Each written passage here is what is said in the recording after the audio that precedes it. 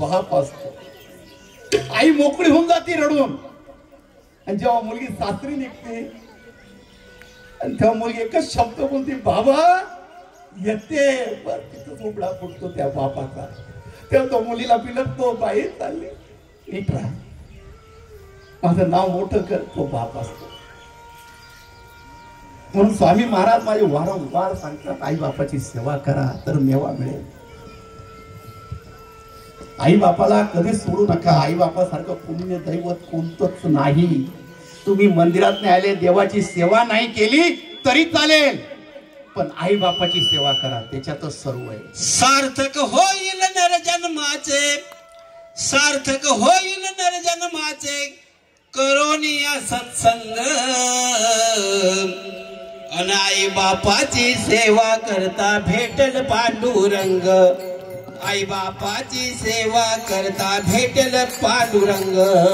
सार्थक होईल नरजन्माचे, सार्थक होईल नरजन्माचे, करोनिया सत्संग, करोनिया सत्संग. आई बापाची सेवा करता भेटल पांडुरंग. आई बापाची सेवा करता भेटल पांडुरंग. आई बापाची सेवा करता भेटल पांडुरंग. म्हणून आई बापाची सेवा करा, तुम्हाला पांडुरंग मिळेल, स्वामी मिळते. महाराज बसलेले होते आणि मुंबईचं जोडपं आलेलं होतं. आणि महाराज बसलेले असताना वटवृक्षाच्या छायेमध्ये महाराजांनी असे दोन्ही हात ठेवले आणि त्या जोडप्याकडे रागात बघू लागले. स्वामींचे डोळे लाल ते गुंड झालेले होते. बाळप्पा महाराज जवळ आले. स्वामी काय झालं? हिंमत होत नव्हती बोलायची.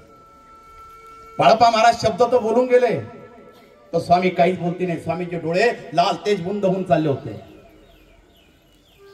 आणि काही वेळापूर्वी स्वामींकडे एक जोडपं आलेलं होतं, वयस्कर होतं. ते वयस्कर जोडपं स्वामींकडे विनंती करत होते, आमचा मुलगा आमच्या जवळ पाठवून द्या स्वामी महाराज. महाराज बोलले, तुम्ही शांत व्हा. ते 3 दिवसापासून अक्कलकोट मध्ये आलेलं होतं आणि तिथं काही स्वामी भक्त यायचे, झोपायचे, तिथं ते आराम करत होतं. ती म्हातारी होती, 75-80 वर्षाची, आणि 85-90चा तो म्हातारा असत. दोघांचं आयुष्य असं संपत आलेलं होतं. मुलाच्या व्याकुळतेने ते महाराजांनी त्यांना थांबायला लावलेलं होतं. आणि मुंबई जोडपं आलं, स्वामींकडे बघतंय आणि स्वामींना सांगतंय, स्वामी महाराज लग्न होऊन 2-3 वर्ष झाले, स्वामी महाराज मुलगा होत नाहीये. स्वामी महाराज काहीच बोलत नव्हते. स्वामी एकदम शांत बसलेले होते. सर्वजण बघताय, ही बाई बडबड करते स्वामींपुढं आणि स्वामी काहीच बोलते नाही. स्वामींना राग आलेला दिसत होता. स्वामींचा राग पाहून बाळप्पा महाराज बोलले, स्वामी काय झालं? स्वामींनी जेव्हा डोळे नजर आपली वर फिरवली आणि स्वामीचे डोळे पूर्ण लाल ते बंद झाले. बाळप्पा महाराज दचकले, स्वामी काय झालं? बाळप्पा महाराज पटकन बाजूला त्या ठिकाणी निघून गेले. आणि सुंदराबाई त्या दोघांजवळ आली. का बसला? स्वामी चिडलेले, तुम्ही उठायतून. महाराज बोलले, सुंदरे कुठे तू बाजूला, आम्ही बघतो यांचं काय करायचं. तुला बाळ पाहिजे, आम्ही देतो तुला, कुठे दोन. महाराज इतके रागात बोलले, ते दोघं तिथं घाबरले. तिथं ते म्हातारा बसले, त्याची गोष्ट आहे का, नंतर आमच्या जवळ या. महाराज बोलले, काय झालं स्वामी?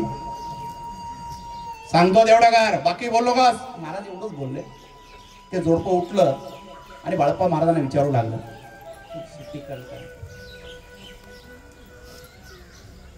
आणि ते उठल्यावर बाळप्पा महाराज त्यांना, ते जोडपं बसेल होतं 80 वर्षाचं, त्यांच्याजवळ घेऊन गेले.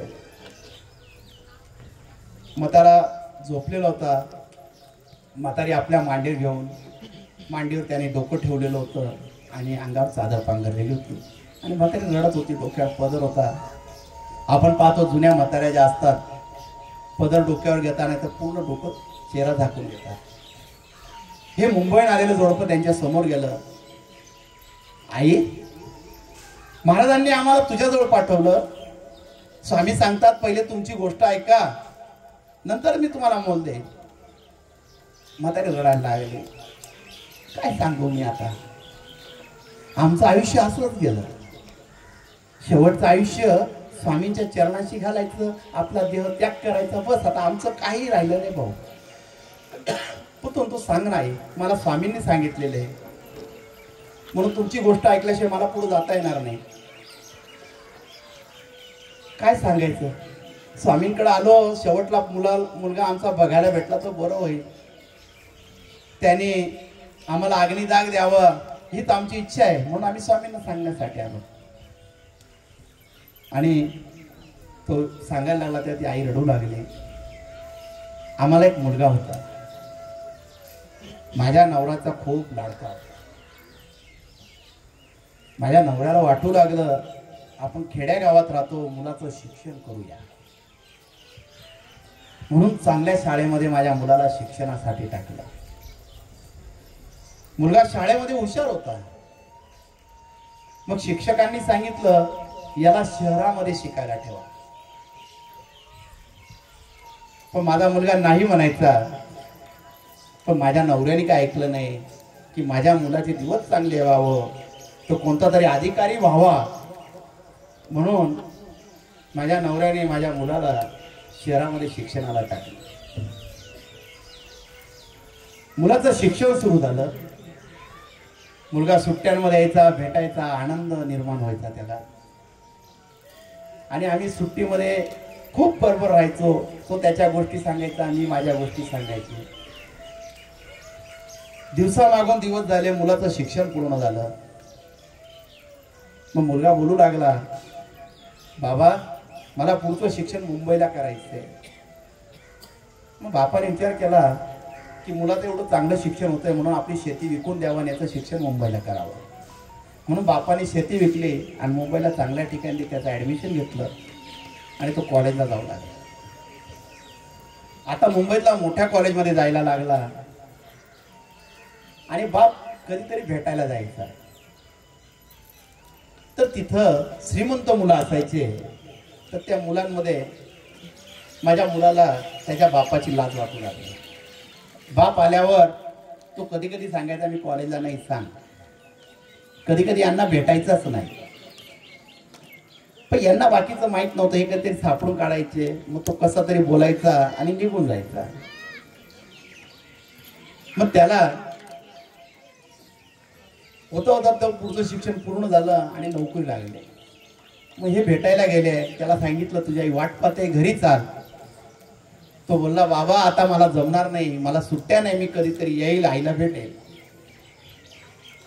त्यांनी येऊन मला सांगितलं. मी म्हटलं ठीक आहे, माझ्या मुलाला नोकरी लागली नाही येत, त्याचं चांगलं होतंय, बस मी तेच. पण मुलाची आस मला लागून गेली होती का मला माझ्या मुलाला भेटायचं होतं. मग एक दिवस मी त्यांना आग्रह केला आपल्या बाळाला घरी घेऊन या ना, तुम्ही ती नोकरी सोडा लाग असतं पण मला माझ्या मुलाला भेटायचं. कारण आई ही फार एक उपमा वेगळी, तिचं मुलावरचं प्रेम फार वेगळं असतं. मुलगा कसाही असो, त्याची चूक लपवायमध्ये आई पटाईत असते. कोणती गोष्ट आपल्या नवऱ्यापासून लपवून ठेवते आणि सर्व चुका ती पदरामध्ये घालते आणि मुलाच्या चुका लपवून आपल्या जवळ करते ती आई असते.